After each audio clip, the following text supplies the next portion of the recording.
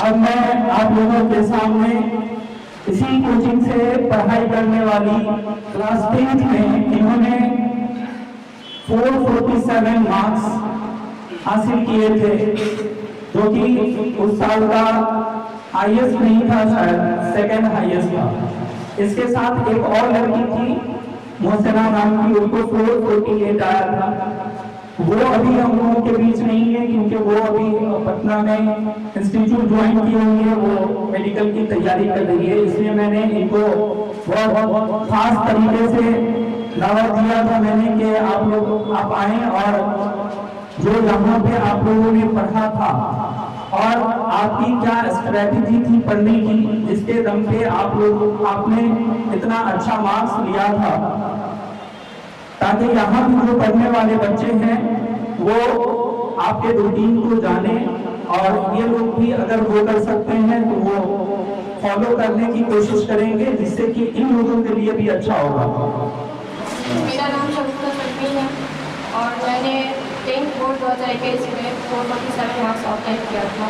And मेरे 12th board में मैंने इसी ईयर रिसेंटली पास किया 2023 में। इसमें भी मेरे मार्क्स 428 थे, जो कि अप्रॉक्सीमेटली मुझे अगर देखे जाए तो 10th एंड 12th बोर्ड में 90% के अप्रॉक्स मार्क्स थे। तो मेरी बेसिक स्ट्रेटेजी ये थी कि मैं किसी भी चीज़ को करने से पहले आप अगर कुछ भी कर रहे हो कि मुझे इतना मार्क्स आया, उसके लिए आपके अंदर एक इंटरनल मोटिवेशन होना चाहिए। क्योंकि अगर वो मोटिवेशन आपके अंदर, क्योंकि एक्सटर्नल रिसोर्सेज से आप कितनी भी मोटिवेशन है, कितनी भी स्पीच वगैरह आप सुन लेते हो, बट अगर आपके अंदर कुछ इंटरनल मोटिवेशन नहीं होता तो आप वो अपना 100% नहीं दे पाते, वो एक डेडिकेशन नहीं दे पाते जो किसी भी पर्टिकुलर सब्जेक्ट्स को या किसी भी चीज़ को अच्छा अचीवमेंट के लिए देना ज़रूरी होता।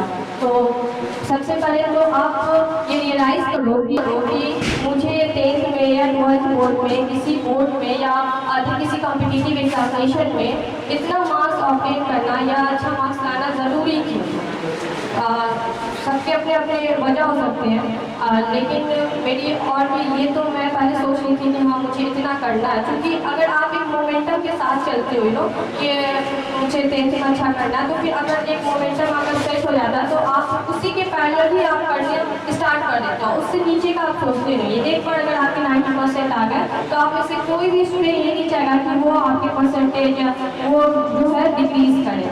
और अभी भी देखा जाए तो किसी भी कॉम्पिटिटिव एग्जामिनेशन का कट ऑफ बहुत हाई जाता है, तो उस लेवल से अगर आप एक लेवल से ही वो अप्रोच है क्वेश्चन प्रैक्टिस के वो अप्रोच नहीं अपने अंदर डालोगे तो फिर आपको अदर कॉम्पिटिटिव एग्जामिनेशन वगैरह क्लियर करने बहुत ज़्यादा प्रॉब्लम आ सकती है, क्योंकि अब स्टूडेंट भी बहुत है कॉम्पिटिटिव एग्जामिनेशन में बहुत ज़्यादा ये है, तो आपको पहले शुरू से ही करना होगा। तो मेरी बेसिक स्ट्रैटेजी ये थी कि सर अगर कुछ भी हमको देते थे होमवर्क से रिलेटेड या कुछ भी, तो मैं उसको पढ़ने से पहले, जैसे कि अगर साइंस का ये कोई चैप्टर है, जैसे कि एक्सक्रीशन चैप्टर है आप लोग के सब्जेक्ट में उत्सर्जन नाम से, तो आप उस चैप्टर को अगर आप पढ़ रहे हो तो आप क्या करो ना कि जैसे हाँ सर अभी चैप्टर स्टार्ट करने वाले, तो आप उसका बेसिक इंट्रोडक्शन आप पूरा अच्छे से क्लियर कर लो, क्योंकि अगर आपकी बेसिक अंडरस्टैंडिंग अच्छी होगी तो फिर आप क्वेश्चन प्रैक्टिस में अप्रोच अच्छा डालना है। बहुत से मेजॉरिटी स्टूडेंट को मैंने ये देखा अपनी प्रिपरेशन के ड्यूरिंग माई प्रिपरेशन में ऑल्सो सी दैट कि बहुत से स्टूडेंट ऐसे करते थे कि नहीं वो बस हाँ चैप्टर हो गया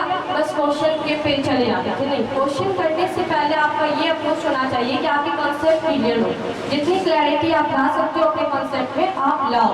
आप कोई ये अदर रिसोर्सेज, ज़्यादा रिसोर्सेज की तो ज़रूरत नहीं है, मैं भारतीय गवर्नमेंट यूज़ करती थी और मैं NCERT पे पूरा स्टिक थी। जो भी है आप मतलब कि कम रिसोर्सेज ही रहे लेकिन आप उस पर एकदम स्टिक हो जाओ। आप अपना एक डेली रूटीन सेट करो, एक वीकली गोल सेट करो। आप अगर छोटे छोटे टेस्ट दोगे या उस गोल को अचीव करोगे तो आप एक दिन जो आपका बड़ा टारगेट है तो आप उसको अचीव कर लोगे। जैसे आप लोग के एग्जामिनेशन में आई थिंक 4 to 5 मंथ्स ही होंगे, तो आपको अभी से वैसा अप्रोच लाना पड़ेगा, वैसी स्ट्रैटेजी बनानी पड़ेगी। सबका माइंड से अलग अलग होता है, मैं अपनी स्ट्रैटेजी तो आपके साथ सेट करूँगी, बट आप लोग अपने बायोलॉजिकल से आप लोग अपना सेट कर सकते हो, क्योंकि हर के माइंड का अप्रोच दूसरा होता है। मेरा अप्रोच ये था कि मैं और जो भी सर पढ़ाए तो मैं उसको जाके वापस से रिवीजन कर दी थी, क्योंकि आप अभी पढ़ रहे हो, आपने टीचर से पढ़ा, टीचर का जो भी है सबसे अच्छे से सर तो बहुत अच्छे से एक्सप्लेन करते थे, तो आप मेरे जब सर एक्सप्लेन करते थे तो मेरे 80% मुझे आता था। और मैं चूँकि पढ़ने से पहले मैंने जैसे आपको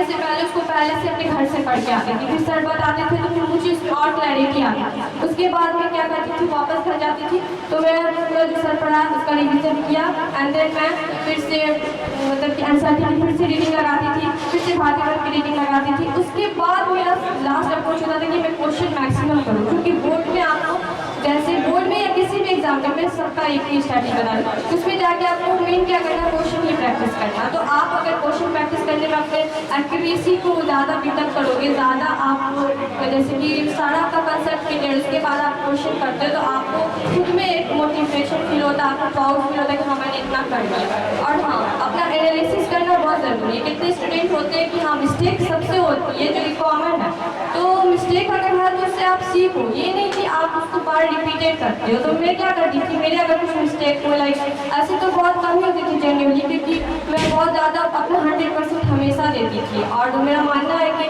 100% अगर आप देते हो, अगर हार्ड वर्क करते हो तो hard work is ultimate to success and it is directly proportional to success. तो आप अगर हार्ड वर्क करते हो, अपना 100% देते हो, पूरे डेडिकेशन से, तो आपको वो चीज़ मिलेगी जिसकी वजह से आप इतना कर रहे हो। तो मैं वही करती थी। क्वेश्चन अप्रोच मेरा यही था सिंपल, कि मैं बस सर जो पढ़ाएं उसको पढ़ा, बाद में जाके रिवीजन किया, फिर मैं एनसीईआरटी की रीडिंग बहुत करती थी और उसके बाद में सारे क्वेश्चन करती थी। पीवाईक्यू का एनालिसिस करना तो बहुत इंपॉर्टेंट होता है, वो आप लास्ट 2 to 3 मंथ्स में करेंगे। जब आपके पूरे सब कुछ क्लियर हो जाएंगे, सारा सिलेबस आपके माइंड में राउंड ऑफ करेगा, देन उसके बाद आप अगर पीवाईक्यू करते हैं तो वो आपके लिए ज़्यादा सब कुछ नहीं होता। और बहुत से मेजॉरिटी बच्चों को मैंने ये भी देखा है कि वो लास्ट में क्या करते हैं ना कि हाँ कोई गेस्ट पेपर है उससे पढ़ लेती हूँ, या फिर पीवाईक्यू का इसका क्वेश्चन मैं याद कर लेती हूँ। मैंने पीवाईक्यू क्वेश्चन याद नहीं किए थे, क्योंकि मैंने सिलेबस ही इतना अच्छे से किया था कि मुझे ऑलमोस्ट सारे पीवाईक्यू, सारे जितने भी गेस्ट पेपर है तो मुझे याद ही थे। तो मैं अपने लैंग्वेज से ही क्वेश्चन को मैंने ये किया था।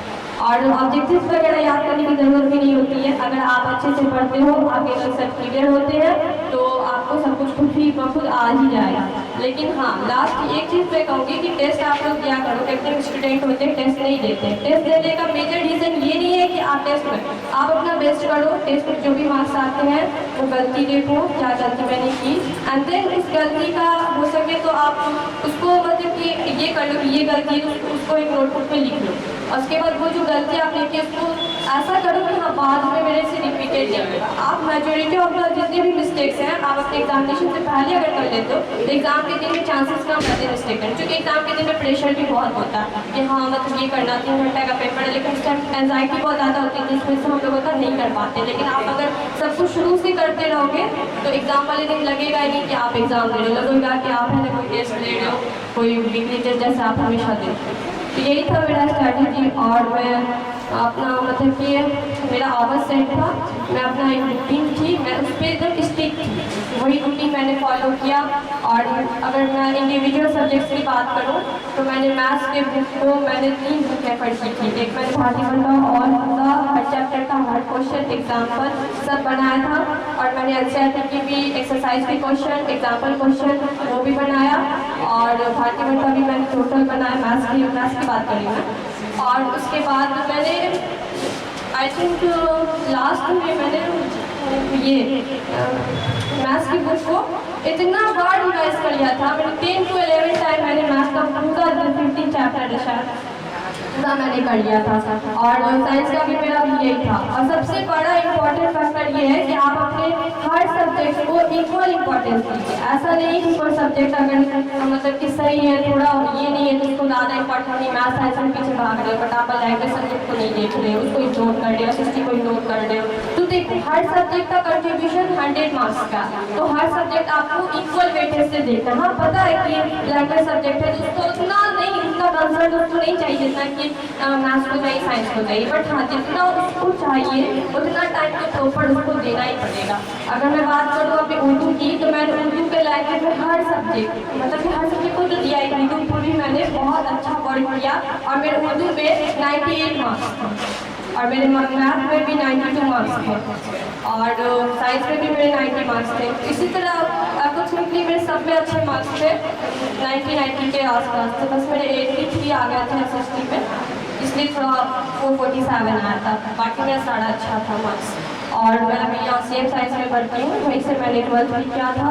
और 12th में भी मेरा PCM स्ट्रीम था, मैं मैथ्स और बायोलॉजी दूँ, मतलब जनरली बच्चे PCB या PCM लेते हैं, बट मेरे PCM स्ट्रीम मैंने चूज़ किया था अपने फिजिक्स को ज़्यादा इम्प्रूव करने के लिए। फिजिक्स में मैंने पता था मुझे कि बोर्ड्स में न्यूमेरिकल्स नहीं आते भी, तो इसमें ये रहता है कि 50 रहता, आप उसको छोड़ सकते हो, डबल ऑप्शन रहता है, तो फिर भी मैंने न्यूमेरिकल्स किया था उसमें। ये देखिए, आप 10th में करते हो, बोर्ड के मार्क्स में जानती हो उतने इंपॉर्टेंस नहीं होते हैं, बट लेकिन बोर्ड के मार्क्स इंपॉर्टेंट इसलिए हो जाते हैं कि वो आपको, अगर आप बोर्ड से ही आप अपने आप को वैसा प्रिपेयर करने लगते हो, तो वो आप एक मोमेंटम ले आता है, आप उस मोमेंटम से चलते रहते हो तो कोई भी एग्जाम क्लियर कर सकते हो। मैं रिसेंटली अभी नीट की प्रिपरेशन कर रही हूँ और नीट 2024 मेरा फर्स्ट अटैम्प्ट होगा, तो मैं उसमें भी सेम स्ट्रैटेजी फॉलो कर रही हूँ। तो आप लोग भी इसी तरह कीजिए, होपफुली आपका भी सब कुछ सही हो। All the best, thank you. इन्होंने एक बात मेंशन नहीं की कि 447 जो मार्क्स आए हैं वो हिंदी मीडियम में आए हैं, ना कि CBSE से। तो ये बहुत बड़ी बात होती है, ये टॉपर लिस्ट में थी, क्योंकि हिंदी मीडियम में जो है वो 90% पे बच्चा स्टेट टॉपर हो जाता है। तो ये बहुत बड़ी बात थी और मुझे उम्मीद है कि अगर ये नीट प्रिपेयर कर रही है तो ये ज़रूर सक्सेस होंगी उसमें।